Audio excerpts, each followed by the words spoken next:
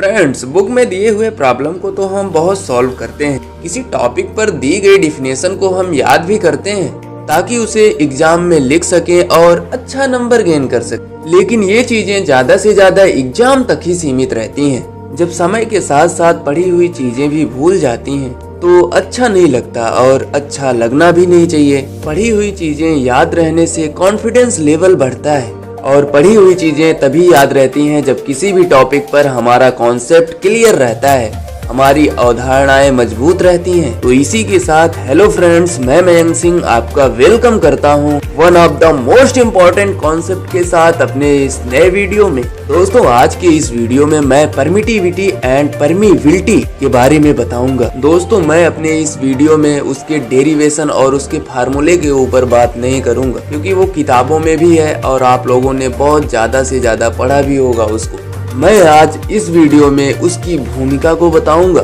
दोस्तों, अगर बात की जाए परमिटिविटी की, दोस्तों परमिटिविटी हमें इलेक्ट्रिक सर्किट में देखने को मिलता है। इलेक्ट्रिक सर्किट का मतलब ये है जहाँ पर हमारा इलेक्ट्रिक फील्ड फोर्स हो, आवेश हो, इलेक्ट्रॉन्स हो, ये सारी चीजें हमें इलेक्ट्रिक सर्किट में देखने को मिलती हैं। दोस्तों, परमिटिविटी हमें कैपेसिटर के टर्म में भी देखने को मिलता है। पहले आपको पहचानने के लिए परमिटिविटी का एक छोटा सा फार्मूला दिखाते हैं ताकि आप उसे पहचाने, जिसके कारण समझने में आसानी हो। दोस्तों, जो आप अपनी स्क्रीन पर देख रहे हैं यही परमिटिविटी का फार्मूला है, जो कि epsilon equal to epsilon naught into epsilon R है। यहाँ पर एफ साइलेंस नॉट को हम डाइलेक्ट्रिक कांस्टेंट कहते हैं, या तो इसे परमिटिविटी ऑफ फ्री स्पेस कहा जाता है या फिर परमिटिविटी ऑफ वैक्यूम कहा जाता है। और वहीं पर epsilon R relative permittivity है। जैसे डाइलेक्ट्रिक मीडियम्स होते हैं उनकी परमिटिविटी होती है, वही परमिटिविटी रिलेटिव परमिटिविटी होती है। दोस्तों, अब बात करते हैं कि परमिटिविटी होती क्या है। दोस्तों, परमिटिविटी किसी भी मटेरियल्स की वो प्रॉपर्टी होती है जो कि ये निर्धारित करती है कि वो इलेक्ट्रिक फील्ड फोर्स का कितना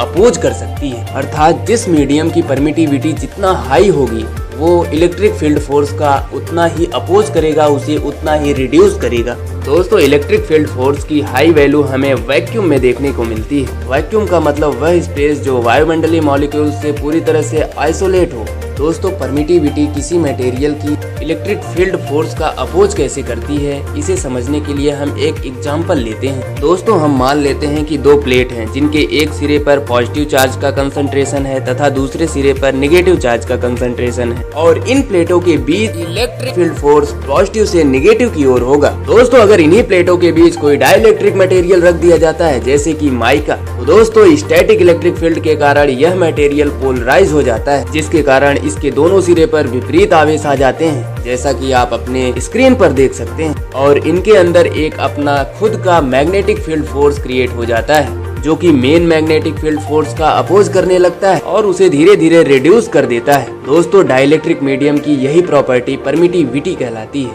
अर्थात जिस भी मटेरियल की परमिटिविटी जितना ज्यादा होगी वो मेन इलेक्ट्रिक फील्ड फोर्स का उतना ही ज्यादा अपोज करेगी।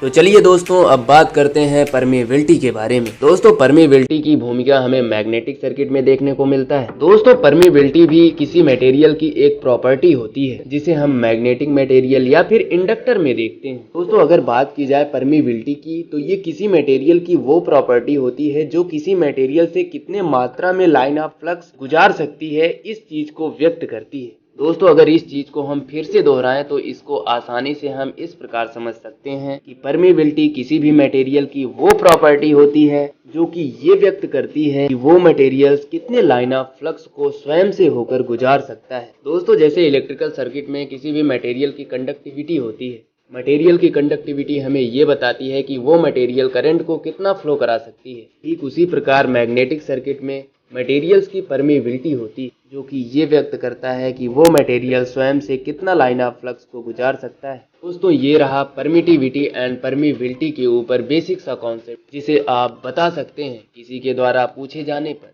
जिसे आप एक्सप्लेन भी कर सकते हैं। दोस्तों, अगर आपको हमारा ये वीडियो अच्छा लगता है, हेल्पफुल लगता है, तो प्लीज़ आप हमारे वीडियो को लाइक करें और इस प्रकार की वीडियो देखने के लिए आप हमारे YouTube चैनल को सब्सक्राइब करें। मिलते हैं नेक्स्ट वीडियो में किसी नेक्स्ट टॉपिक के साथ। तब तक के लिए धन्यवाद।